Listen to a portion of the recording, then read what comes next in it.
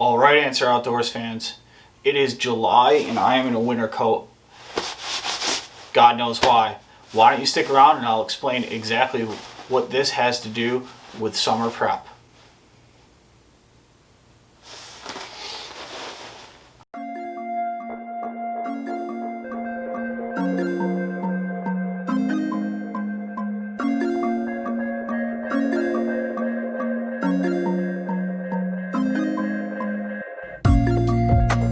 Hello everyone, welcome to Answer Outdoors. I'm Justin Hunnell, and thank you for allowing me to fuel your outdoor passion. Hey guys, alright, check it out. It is July 4th actually today, and I'm down here in the compound hanging out and putting together some videos, and I want to go over something that is important to me and makes my list of gear you should have as a whitetail hunter. And that is a puffy coat. So last year I went through the season, and during bow season and during gun season, I ended up in my stand quite a bit, and a lot of those times I was wearing a Burton puffy down jacket. And unfortunately that got ruined in a motorcycle crash, minor one, but enough to tear everything apart. I've been kind of searching for one to replace it without spending a boatload of money. I lust after one of those Kafarus, and I will probably get one in time, but you know, between that and like a First Light and a Sitka and all those are great brands, and if you can grab one, more power to you. But I just wanted to show you a puffy coat that is, you know, really warm and came with a hood, and I think I got it for like 60 bucks in a solid color green, and it's this Columbia Powder Light jacket. So it's a synthetic jacket, it is not down, but I really like synthetic for the sake of drying my inner layers. It has this crazy silver on the inside, so I don't let that reflect out. But last year at one point it was about 3 degrees without wind chill, probably negative digits with wind chill, and I was able to kind of push through and take a couple deer on that day because I had my puffy coat on. So as soon as that one got ruined, I wanted to make sure I transitioned into a different puffy coat. What's great about these is they are super packable. You can condense them really small. It doesn't really hurt the insulation in these. This is obviously not the top of the line one, but I like it because it has a hood. So especially in super cold weather, I can pull this up and kind of keep that wind off my neck. The other thing is I wear a Stormy Chromer a lot, so you know, as far as hats go, I'm wearing a wool hat. I'm just rocking that wool, and you know, I don't want to keep anything over my ears if I don't have to. So a lot of days when it is super cold, I do pull the hood up, and this jacket kind of fits that niche and that need.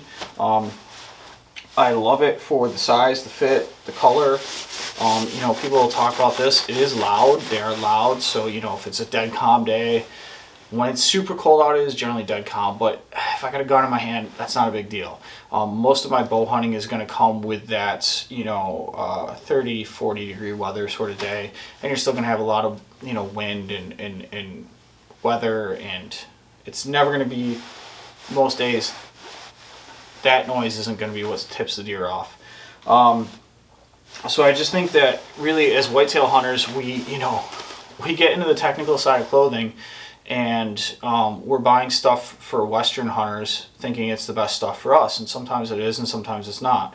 A good example is kind of the migration into merino wool, into the whitetail woods. I wear a ton of merino wool, and I think it's great for base layers. It is heavier than most guys are going to want to wear out west.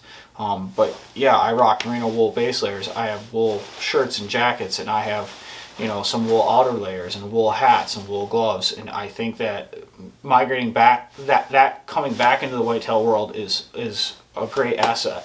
We wear a lot of fleece.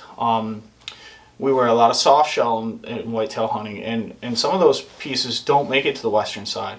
This is something I've taken from the western side and brought into my whitetail realm, and I'm really happy I did. It makes my sits way more comfortable. So I think a good puffy coat, it doesn't have to be $1 million puffy coat. It doesn't have to be, you know, the most expensive bomb-proof coat. But I would definitely look at something like this as a good layering system, you know, an outer layer, to keep you warm on those really cold days on the stand, or if you want to throw this under like a rain jacket or something like that, it's another great piece for that.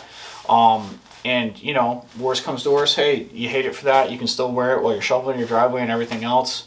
So I would take a look at one of these guys, give it a try, and see how it works for you next whitetail season. But the reason I say it really falls in this July time is because right now is the time we should be talking about this stuff, putting it together, understanding our systems. Don't buy stuff right before you go hunting unless you absolutely need to. You know what you need to buy right before you go hunting? Your gas. You should already have your tags. I'm not going to tell you your tags. Your gas, not your food. That should be packed already. Batteries, maybe. You should have some extra batteries. You know, your gas, some snacks. Hey, I get it. There's going to be stuff you don't plan out. I might have a little more time to plan stuff out than most other people, but your kit stuff you should already have in line. So again, July, I'm wearing a puffy jacket to remind you to start to get ready. We got 2 months, guys. Really buckle down, put your stuff together, get your systems together, and be ready for whatever Mother Nature throws at you. Get yourself a nice puffy, get yourself some nice pants, quiet fleece, micro Berber, something like that. Take a look at some base layers. Right now is a great time to get your hands on those. Camo Fire is constantly running their base layers. They're awesome. I have 3 sets of their base layers. They're phenomenal. Get yourself some decent gear. And if you start to put it together now, instead of just trying to jam everything in right before hunting season, you're going to end up with some of the best days on stand, because you're going to be comfortable and happy to be out there without having to spend $1 million right before hunting season. That's everybody's problem when it comes to hunting. You can spend $1 billion on hunting, but try and do it over a year. It's a lot easier than going, oh, I need $3,000 for the gear right now. That's not going to go over well in anybody's life. It doesn't go over well in mine. It doesn't go over well in yours. So hey, find a $60 puffy jacket that you might like. Don't worry about it being July. Go ahead and grab it.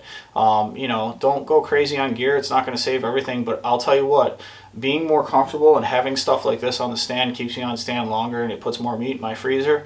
And those are the things I need to concentrate on, because with the limited time I have to hunt, I don't want to spend time in my vehicle, waiting out a really cold day or back at camp or anything like that. I want to be in the woods.